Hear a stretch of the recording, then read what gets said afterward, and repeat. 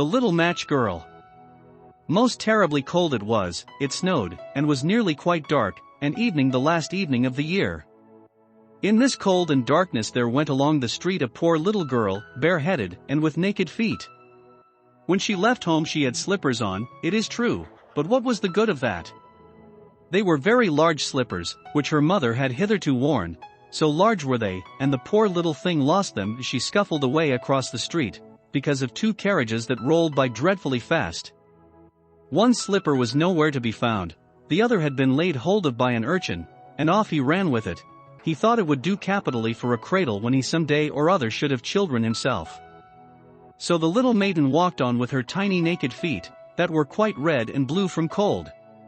She carried a quantity of matches in an old apron, and she held a bundle of them in her hand.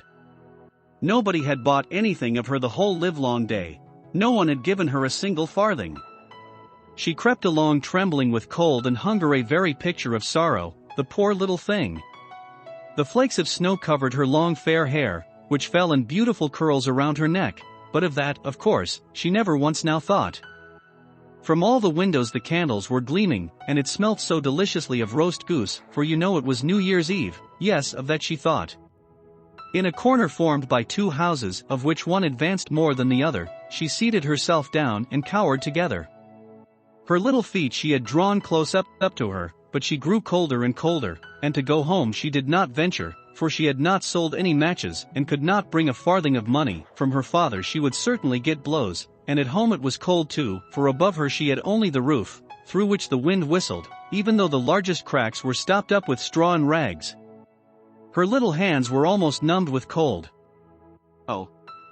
A match might afford her a world of comfort, if she only dared take a single one out of the bundle, draw it against the wall, and warm her fingers by it.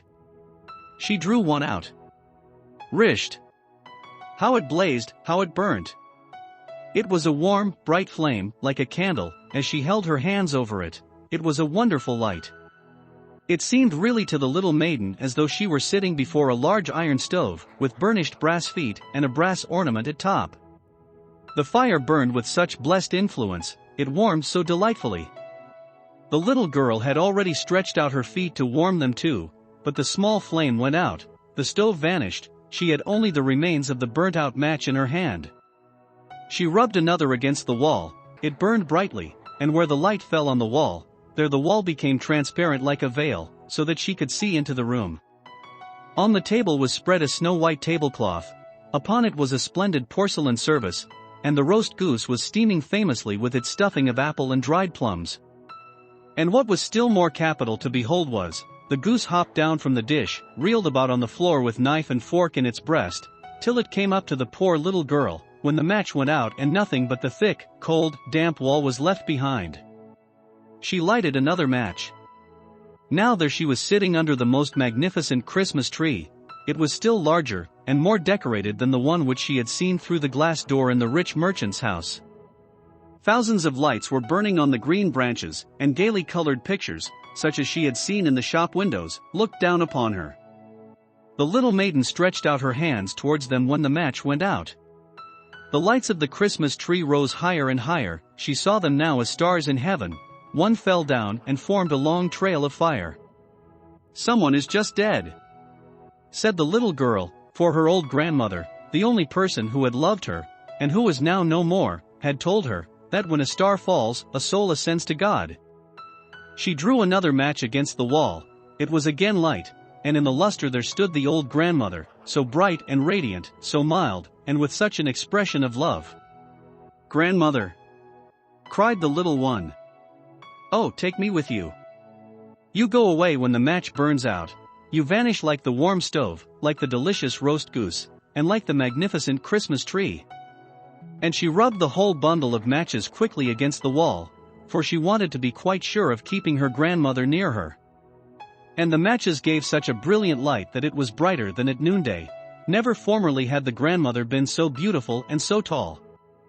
She took the little maiden on her arm, and both flew in brightness and in joy so high, so very high, and then above was neither cold, nor hunger, nor anxiety, they were with God. But in the corner, at the cold hour of dawn, sat the poor girl, with rosy cheeks and with a smiling mouth, leaning against the wall frozen to death on the last evening of the old year. Stiff and stark sat the child there with her matches, of which one bundle had been burnt. She wanted to warm herself, people said. No one had the slightest suspicion of what beautiful things she had seen. No one even dreamed of the splendor in which, with her grandmother, she had entered on the joys of a new year.